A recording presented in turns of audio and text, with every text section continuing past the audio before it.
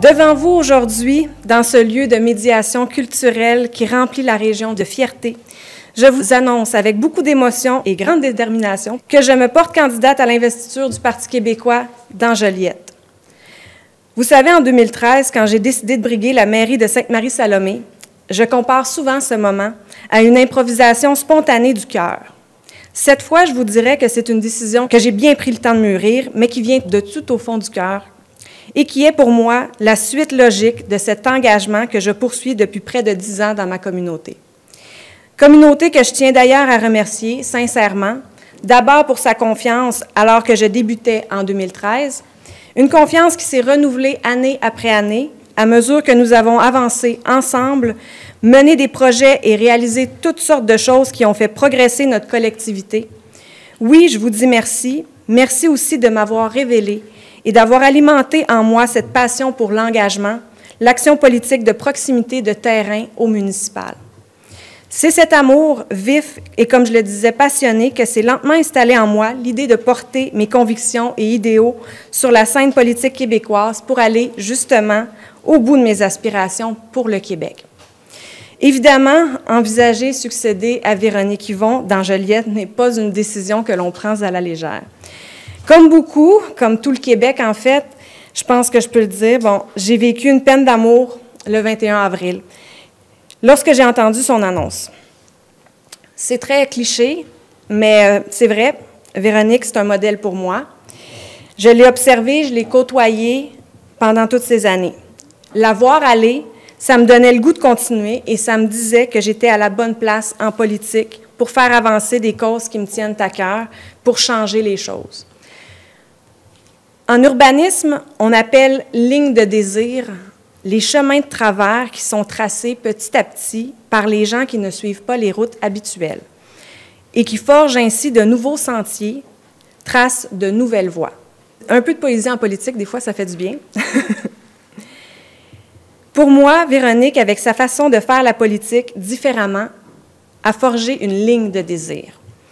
Je souhaite suivre cette ligne et puis, à mon tour, en tracer de nouvelles, défricher de nouveaux sentiers, à partir du bagage, des expériences qui sont les miens, que ce soit en environnement, en culture, en éducation, en aménagement du territoire, en habitation, en petite enfance, pour l'appui au milieu communautaire, en soutien aux aînés.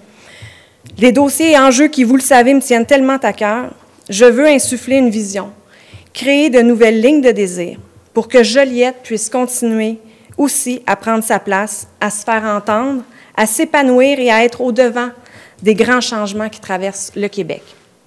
C'est pour ça que je suis devant vous aujourd'hui et que je souhaite devenir la candidate du Parti québécois dans Joliette en vue des élections d'octobre. Ce parti que j'aime, ce parti fier, ce parti qui porte la vision et propose les actions les plus fortes, les plus cohérentes, les plus crédibles, dans tous les domaines que j'ai cités, c'est le Parti québécois. Surtout, c'est le parti qui, comme moi, croit et met tout en œuvre pour réaliser le plus grand projet de société qui soit, celui de se donner un pays. Pour que le Québec puisse aller au bout de son potentiel, se donner tous les leviers pour décider par et pour lui-même, forger sa propre destinée, tracer sa propre ligne de désir à lui.